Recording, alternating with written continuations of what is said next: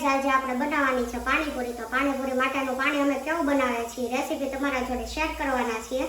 તો અત્યારે ઓલમોસ્ટ આપણે બધી તૈયારી થઈ ગઈ છે। તો પાણી બનાવવા માટે અમારે ક્રશ કરવું છે, તો એમાં અત્યારે ફુદીનો અને ધાણા નાખ્યા છે અને પછી નાખવાનું છે લસણ, કેમ કે આ લસણ ને ફુદીનાનું પાણી અમે મિક્સ બનાવીએ છીએ એટલે। તો આદુ કટિંગ કરીને નાખીએ। આ બધાને ક્રશ કરવાનું છે એટલા માટે આદુ, નહીં તો ખમણીને નાખીએ ને તોય ચાલે। અને મરચી નાખવી હોય તો મરચી, અને મરચાં નાખવા મરચાં પણ તમારે તીખું કેવું ખાવું છે એના અકોર્ડિંગ નાખવાનું। અને આ બધાની એક પેસ્ટ બનાવવાની છે, તો એની પેસ્ટ બનાવી નાખીએ થોડું એવું પાણી નાખીને।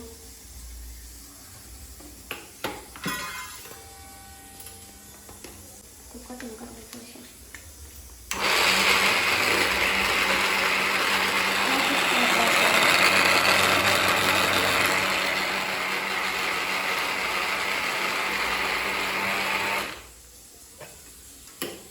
અને આમાં ક્રશ કરતી વખતે એક આખું જીરું નાખવાનું હોય છે।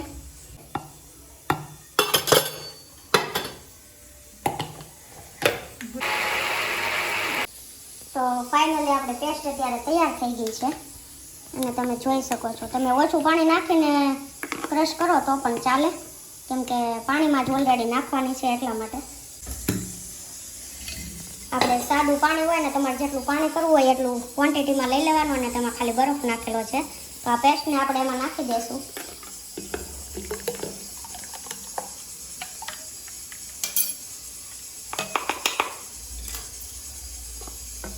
બધી જ નાખી દઈએ। તીખી થાય છે કે નહીં પછી વધારે નાખશો વધશે ને એટલે।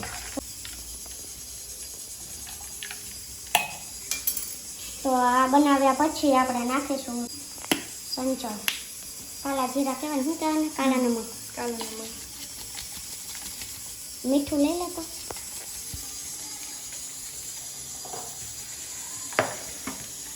તો ત્યારબાદ એમાં હંચળ નાખીશું અને થોડુંક મીઠું નાખીશું।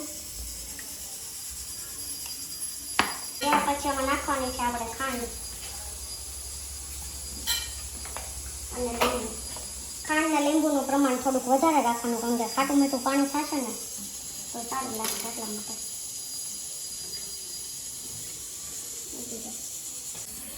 અને હવે લાસ્ટ એમાં લીંબુ નાખવાનું છે।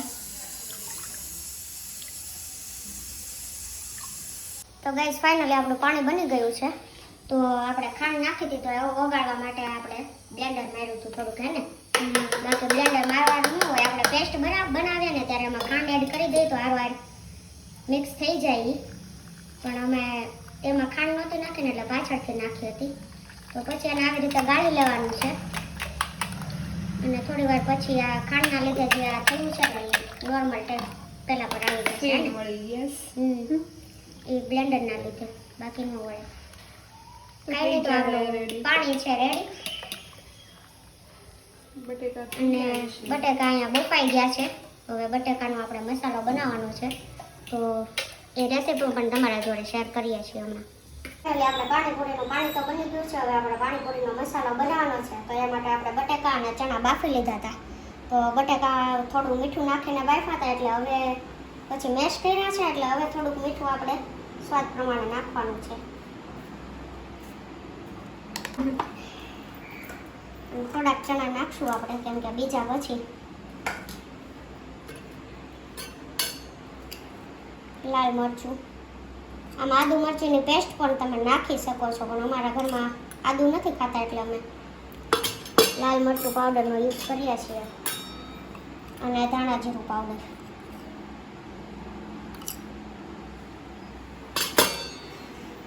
બસ દાણા અને લાસ્ટ ધાણા જો તમને ભાવતા હોય તો નાખવાનું, આપણે ચાલે છે કાં? પછી હાથ ધોવાના। મારા હાથ તો ધોયેલા જ છે, એવું નથી। પછી એને બરાબર સરખી રીતે મિક્સ કરી દેવાનું છે।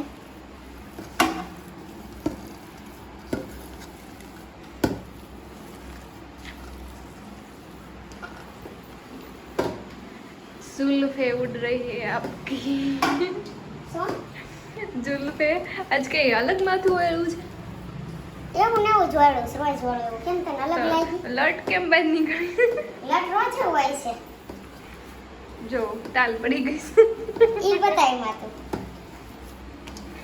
ઈ તો પહેલાથી જ છે, નથી એવું નહીં. આપણે વાળનું બધાને વારસાગત છે. રેડી? Okay ready. ઓકે. તો ફાઇનલી આપણો પાણીપુરીનો મસાલો તૈયાર છે. હવે ફાઇનલ આપણે ડીશ રેડી કરશું ને ત્યારે તમારા સમક્ષ બતાવશું. ઓકે ખાવાનું જ બોલાવવાના. પાણીપુરી ખાવાનું જ બોલાવવા. અત્યારે બોલાવે ને અત્યારે નથી બોલાવવા કોઈ. હજી બધી રેડી થઈ જવા દે. હજી આપણે કાંદા કટ કરવાના છે. ઓકે તો ગાઈસ ફાઇનલી આપણે પાણીપુરી બની ગઈ છે અને એની રેસીપી તમારા જોડે શેર કરી. તો તમને કેવી લાગી આ રેસીપી અમને કમેન્ટ કરજો. અને હવે પછી અમે કોઈ પણ મતલબ આઈટમ બનાવીશું તો તમારા જોડે શેર કરીશું. અને તમારે શેની રેસીપી જોતી છે એ પણ અમને કમેન્ટ કરજો. તો આપણે પાણીપુરી કેવી બની છે? હું તો ખાતો નથી, તમે ખાવ છો, તમને ખબર. ઓકે તો અમારી ચેનલ લાઈક કરજો, શેર કરજો, સબસ્ક્રાઇબ કરજો. અને નવા હોય એ અમારી ચેનલ પર જરૂરથી સબસ્ક્રાઇબ કરજો. બાય બાય, ગુડ નાઇટ, જય શ્રી કૃષ્ણ.